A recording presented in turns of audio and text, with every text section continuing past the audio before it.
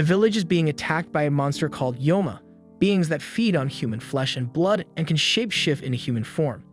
With the casualties rising, the village leader decides to call for help in the form of a claymore, a half-human, half-Yoma hybrid warrior. When the claymore arrives, she finds the only person unafraid of her to be a young boy called Raki, who spends the day with her. He returns home to find that his brother Zaki was the Yoma. As he is about to be killed, the claymore enters and manages to kill the Yoma. Raki follows the claymore to the desert but falls unconscious. When he wakes, he discovers the claymore had left him in an inn and he quickly goes to find her. He meets another claymore in the woods who turns out to be another Yoma that captures him. The claymore shows up and again dispatches the Yoma and saves Raki. He decides to follow her on her journey and discovers that her name is Claire. Claire is seen killing a small number of Yoma in a town, accompanied by Raki. Later that night, Claire wanders off telling Raki she needs the toilet and he shouldn't follow her. In the woods, she meets her handler Rubel, a member of the organization that is in charge of controlling and giving missions to Claire. He gives her new clothes and a black card. Claire opens it and is shocked by the symbol inside. She heads back to Raki and tells him they are setting off for somewhere new the next day. Claire leaves Raki at an inn in the town while going on the mission, but Rubel appears before Raki. He tells him that claymores can lose their human side and turn into Yoma, and once this occurs, they then have to be killed.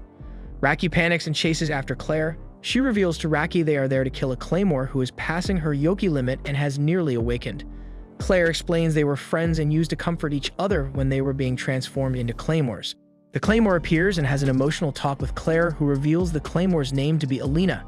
Claire then cuts her friend in two, as Alina apologizes and thanks her for killing her before she awakens. Afterwards, Alina's claymore is put into the ground to mark her grave. After Alina's death, Rubel sends Claire to Rabona on her next job.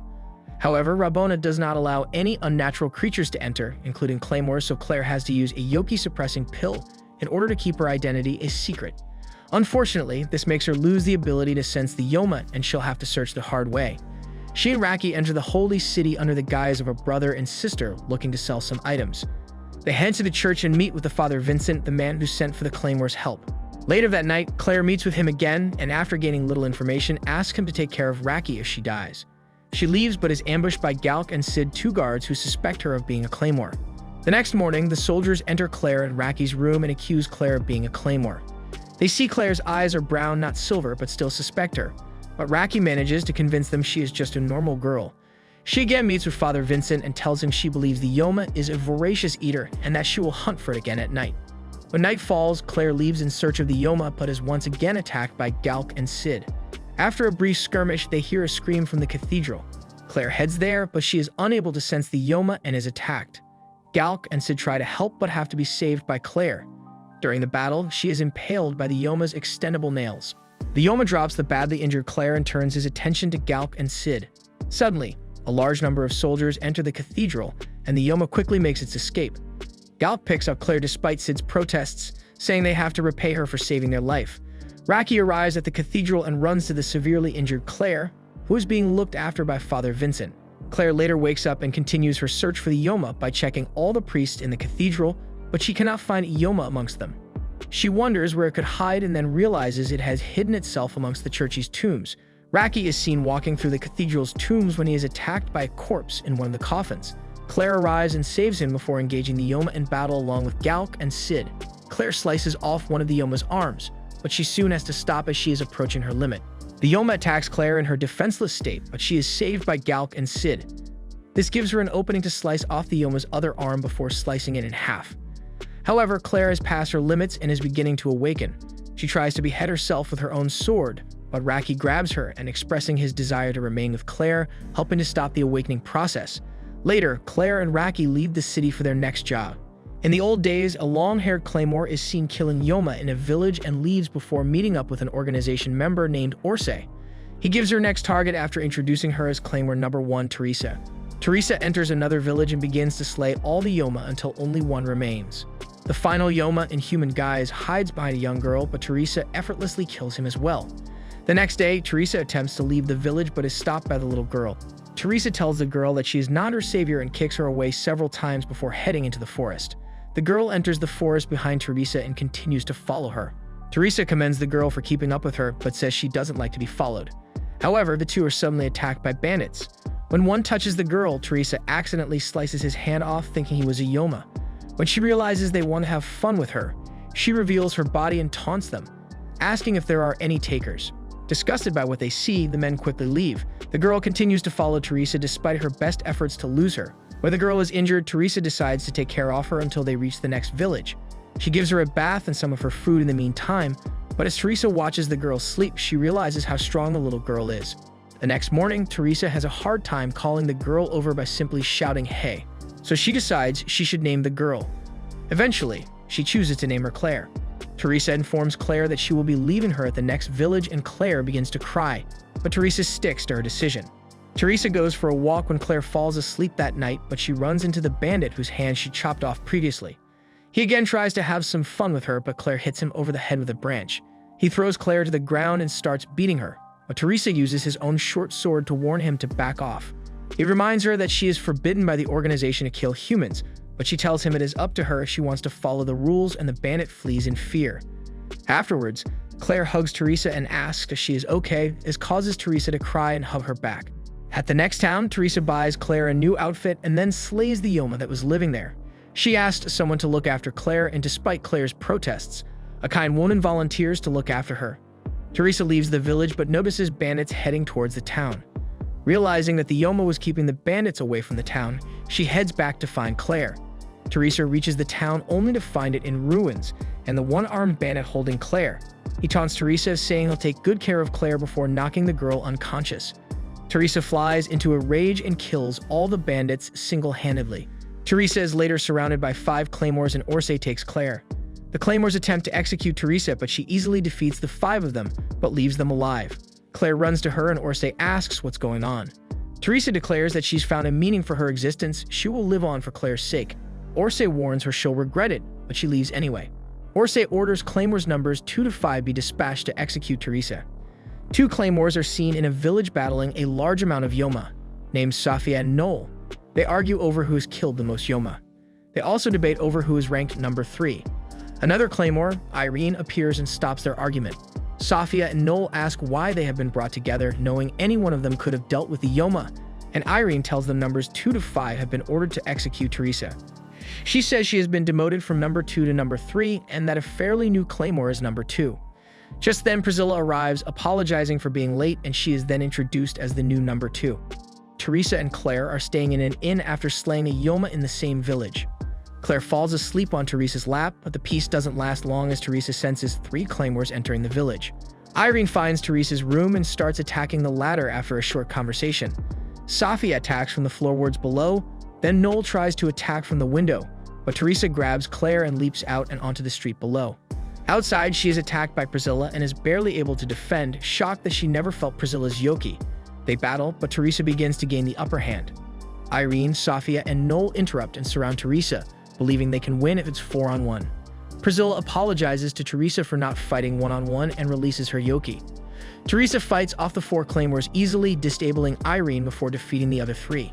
Irene grows frustrated, elated that while they had been using their yoki, Teresa had not released any of hers. Teresa steps up behind Priscilla, raising her sword to behead her. Priscilla begins to cry and begs for someone to save her, then Teresa sheathes her sword, saying that Claire had made her soft. Teresa takes Claire and the 2 leave the village. Irene goes to help Priscilla, but the latter releases all of her yoki and heads after Teresa in a rage. Irene panics and orders Safia and Noel to follow her. When confronted, Teresa warns Priscilla to leave, but the enraged warrior ignores her and attacks. Priscilla is now powerful enough to fight Teresa, which forced Teresa to release 10% of her yoki. The other 3 claymores arrive in time to see Priscilla being overwhelmed by Teresa. Irene then realizes that the extent of Teresa's power is much greater than anyone thought. Then Priscilla realizes she has gone past her limit and begs Teresa to help her return to being human. Teresa says the only thing she can do now is kill her, and Priscilla agrees. Teresa goes to behead Priscilla, but the younger warrior is able to cut off Teresa's hands before quickly decapitating her. Priscilla proceeds to fully awaken and then kills Safia and Noel after they try to stop her. She then chops Irene's arm off and delivers a deep wound to her chest before flying away. Crying, Claire walks forward and embraces Teresa's head. At present, 3 new claymores, Miria, Queenie, and an unnamed claymore arrive at the town, only to find that Claire has already taken care of the other 4 that they were sent to kill. Although she was successful, Claire's orders were to await backup because of the possibility of a voracious eater among the Yoma, so she ends up being scolded and reported to the organization for her independent action. Claire's handler reveals the true nature of the voracious eaters to Claire, and he also explains that what she fought in the cathedral earlier was a normal Yoma, just slightly stronger. Voracious eater is the term that the organization uses to refer to awakened beings like Priscilla. He then tells Claire to give up chasing Priscilla, as she is among the strongest of the awakened beings. But since Claire is so eager to test her limits, he puts her on a team assigned to hunt down an awakened being. Claire is the last member of the team to arrive, and to judge their strength, they all reveal their rank and experience. Number 6. Miria. 6 previous encounters with awakened beings. Number 15. Denev. 2 previous encounters with awakened beings. Number 22. Helen. No previous encounters. Number 47. Claire. No previous encounters.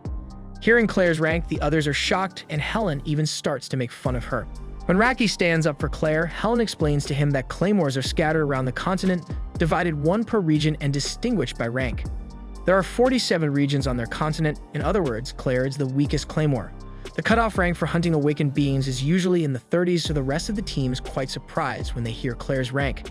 Despite Helen's objections, though, Miria accepts it, as it is a decision made by the organization. After walking for a day, the team sets up camp. Miria asks Claire to battle her in order to judge her strength. Miria explains that when she saw Claire, she felt as if she was standing in the presence of an immense power. The match suggests otherwise, though, as Claire is completely overpowered and ends up passing out from fatigue afterwards. The next evening, the team draws close to the town as they are approached by a man claiming to be sent to take them to the site. However, Miria senses his yoki and attacks, as the man in front of them is the awakened being that they have been sent to take care of. But their information was way off. Before them stands a male awakened being, one which they have little chance of defeating given the strength of their current team. A claymore named Galatia gets summoned by a black-robed man named Ermita, who tells her to direct her senses at the mountain range beyond. There, she senses the yoki of the 4 claymores confronting a male awakened being. The awakened one begins the battle by ripping off Denev's arm and tossing her into a chasm. Helen and Claire begin fighting the awakened one, but Claire gets smashed against the cliff. Helen then releases her yoki, cutting off some of the creature's arms. However, the awakened being quickly reattaches his arms and attacks again. Helen is saved when Denev reemerges from the chasm and attacks the awakened being. Claire rises from the rubble, and Helen tells her to pull back as she values her life, claiming Claire has no business in this fight.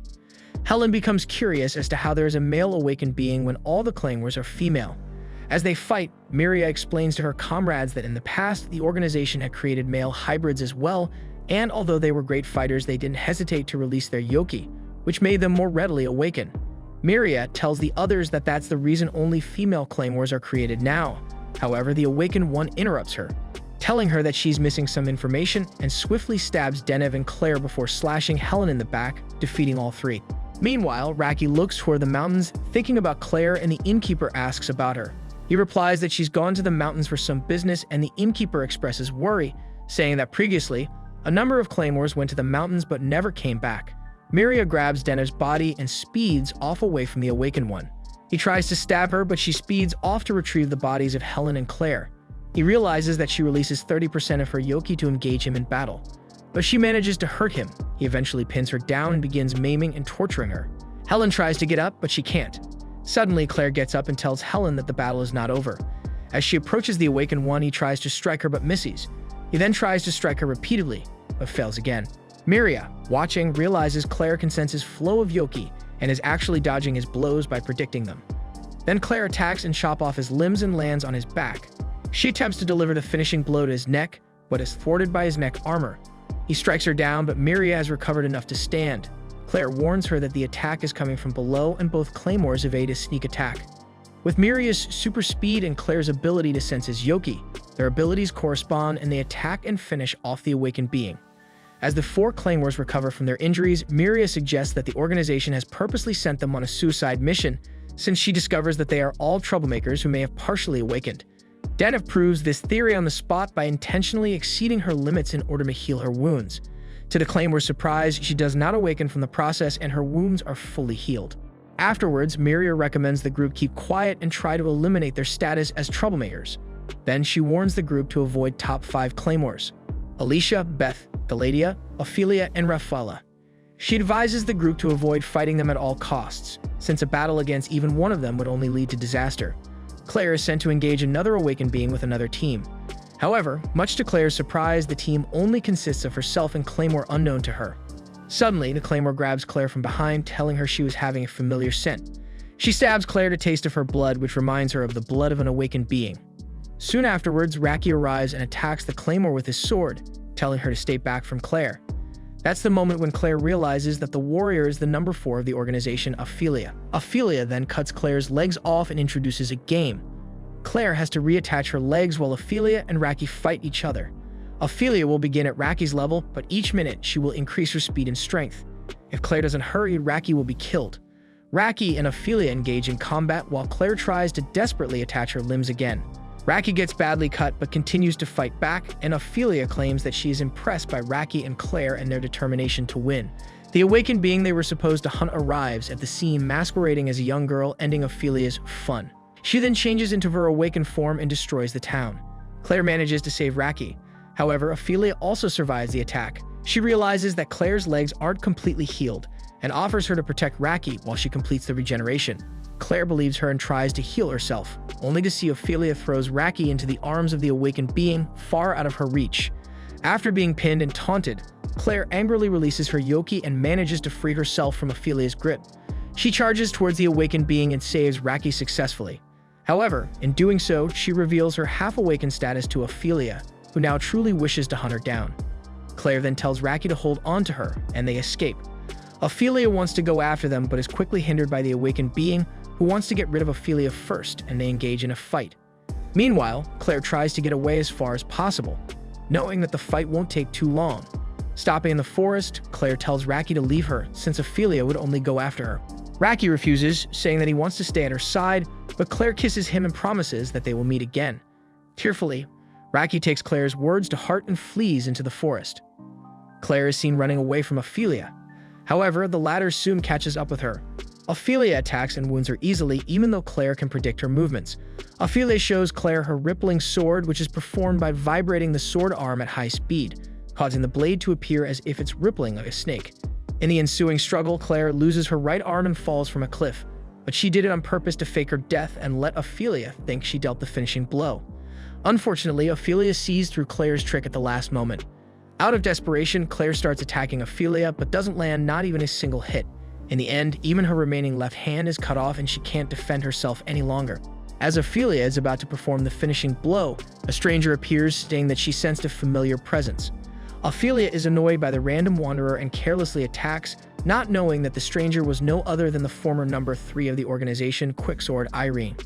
In mere seconds, Ophelia is quickly overwhelmed and incapacitated by Irene's high-speed sword attack. When Claire wakes up, she finds herself lying on a bed in a cottage with her left hand attached again. Irene appears and tells her that she had reattached her hand right before she passed out. Irene then gives her food and tells her to recover, but also mentions that Ophelia is not dead yet. Claire and Irene talk about Teresa, and Claire reveals her reason why she joined the organization. In the night, Ophelia is seen crawling on the ground, still heavily injured by Irene and crying for her brother to save her. She starts releasing her yoki and rage and to survive from her wounds, which eventually leads to her awakening.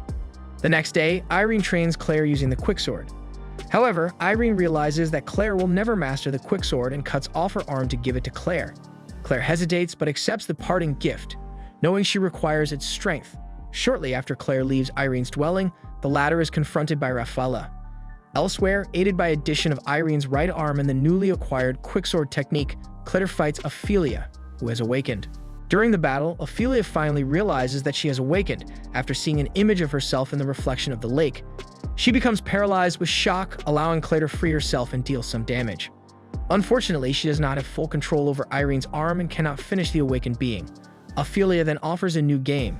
Claire has to cut through her body and reach until the end, without losing control over the arm and awakening. The game starts and Claire cuts her way through Ophelia's awakened body. Ophelia remarks that she hates people like Claire who wait and risk their lives carelessly, knowing they won't stand a chance. Much for her annoyance, she pierces Claire, who has to stop halfway. Ophelia shouts at her and reminds her of the people she would leave behind as she dies. Partially thanks to encouragement from the vestige of Ophelia's humanity, Claire manages to cut through her whole body.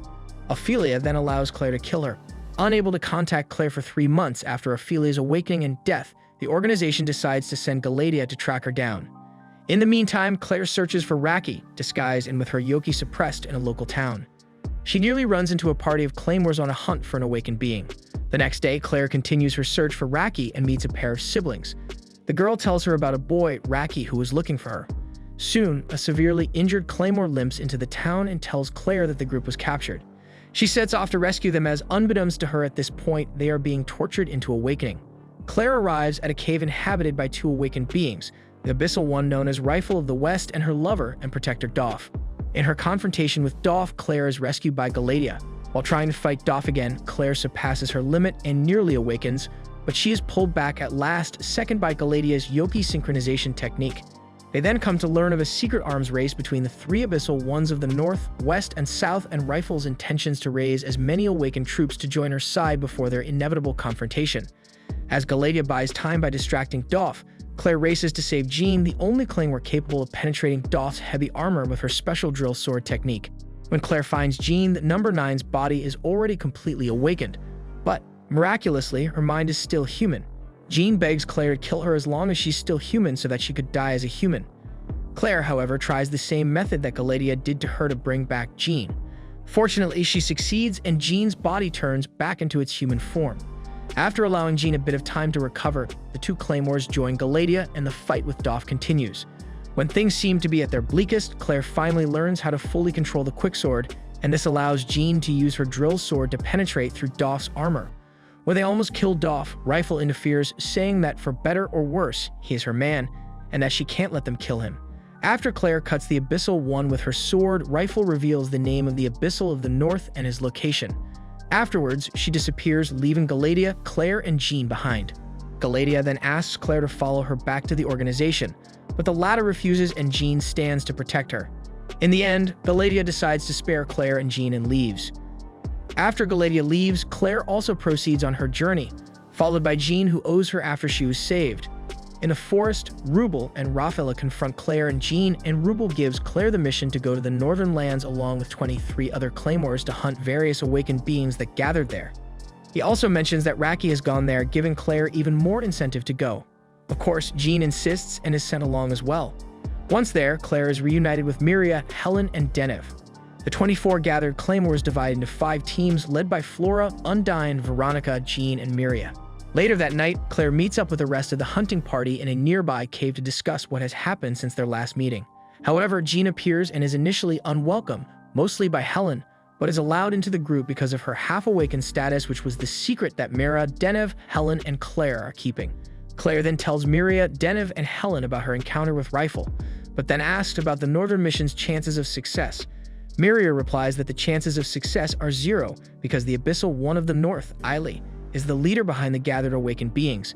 The entire mission is simply a gambit to buy time for the organization to come up with a much more foolproof plan to defend themselves. Unfortunately, while all the claymores are resting, 3 awakened being scouts attack the town. They manage to kill several civilians before the warriors can regroup themselves. Jean's team attacks the blindfolded awakened being while Flora's team is sent after the hooded awakened being.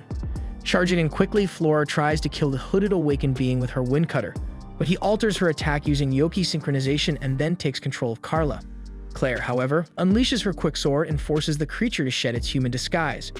However, things are not going so well for Jean, whose team is already down. Due to the circumstances, Veronica's team appears to aid Jean, while Undyne's team goes to aid Flora's. What remains of Undyne and Flora's teams attack the turtle-like awakened being, but Undyne soon tries to attack alone.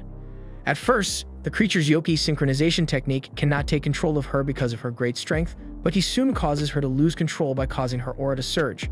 Claire and Denev barely manage to save her and continue the attack, but they are caught up in the technique in her place. However, to counter it, the two intentionally unleash their Yoki and surpass their limits. Meanwhile, Jean and Veronica's teams are still fighting the other awakened being. Helen, Veronica, and Cynthia try to weaken him in order to buy time for Jean to prepare her drill sword, but they are wounded. Eventually, however, Jean is ready, and while Helen stops the awakened being's movements with her extendable arms, the Number 9 destroys his limbs with her technique. Cynthia and Veronica then finish him off. Because they intentionally surpassing their limits, Claire and Denev do not awaken, shocking the awakened being before them. They then resume their attack, with Denev eventually hacking partway through the monster's neck, but she is not strong enough to finish him. Undyne appears and assists with her strength, and the two decapitate the awakened being. Before dying, the creature takes control of two weaker warriors and tries to make them kill each other, but Claire and Flora end him once and for all with the quicksword and windcutter techniques. The 5 teams defeat the 3 awakened beings. Some of them suffer serious wounds, but there are no casualties. In another area, Raki is shown wandering in the ruins of a town already destroyed by Yoma. There, he meets a young girl who is later revealed as Priscilla. Priscilla takes a sudden liking to him, and Eiley, Priscilla's caretaker, invites Raki to accompany them. Who remains determined to protect Claire, persuades Eiley to teach him swordsmanship. Meanwhile, Priscilla continues to express a seemingly innocent and peaceful liking for Raki. While with the two, Raki learns more about claymores and discovers the warrior's presence in Pieta. In town, Denев confronts her captain, Undyne, about her reckless approach to combat after the latter leaves their team in a fit of anger. The two eventually reconcile by revealing their motivations for becoming claymores. Meanwhile, Flora, Claire's captain, distrusts Claire because of her borrowed arm and challenges her, wondering how her windcutter would match up against the quicksword. However, before the two can fight, Jean interferes. Claire reveals that Isla lent her the arm after Claire had lost her right arm in battle. She also reveals that she is after the awakened Priscilla, and these revelations gain Flora's support and trust. Meanwhile, Eiley meets his lieutenant, Ricardo, at a nearby lake and orders him to bring along the full manpower of his awakened followers to annihilate Pieta. Eiley and Priscilla head towards Pieta, while the claymores prepare themselves. The claymores perform well against the onslaught of awakened beings, forcing Ricardo to enter the fray to thwart any more casualties. Displaying his power, he dispatches Veronica and Undyne with ease. Meanwhile, Raki discovers Priscilla in a cave eating the guts of a man. Raki screams for Priscilla to stop. Jean gets impaled through her stomach soon after Undyne's death. Claire attacks Ricardo in rage, leaving Flora without protection. Flora gets vertically cut in half from her forehead.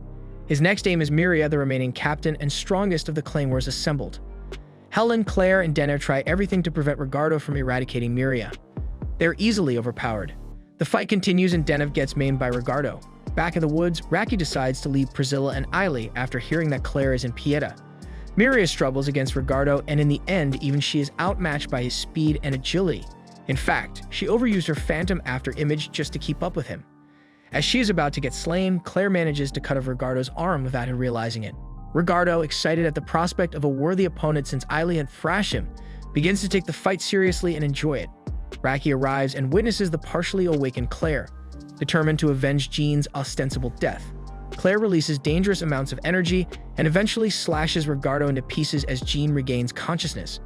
Unable to return to her normal state, Claire requests from Helen to decapitate her so she will not awaken.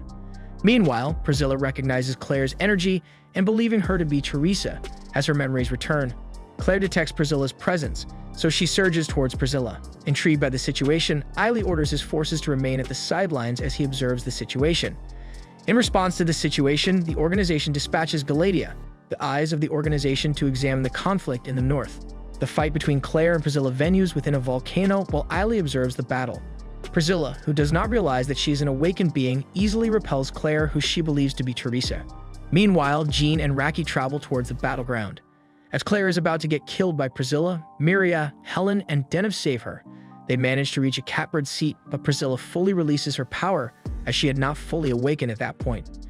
She effortlessly defeats the 3 claymores. Determined to avenge Teresa, Claire fully releases her energy in an effort to defeat her. Claire, nearly fully awakened, and continues the battle despite Priscilla still dominates the fight with apparent ease. When Claire harnesses enough mental power and repeats to herself the whole purpose of her struggle, she experiences flashbacks of Teresa. Awakened Claire strikes her with multiple devastating attacks. Priscilla reverts to her human form and is about to be killed when Raki intervenes, but Claire, unable to control herself, attacks him as well. Jean takes the blow instead and, although fatally wounded, manages to have Claire revert to her human form to pay back for what Claire had done for her. This leaves Claire tormented with grief for the death of her comrade. Priscilla is then retrieved by Eiley.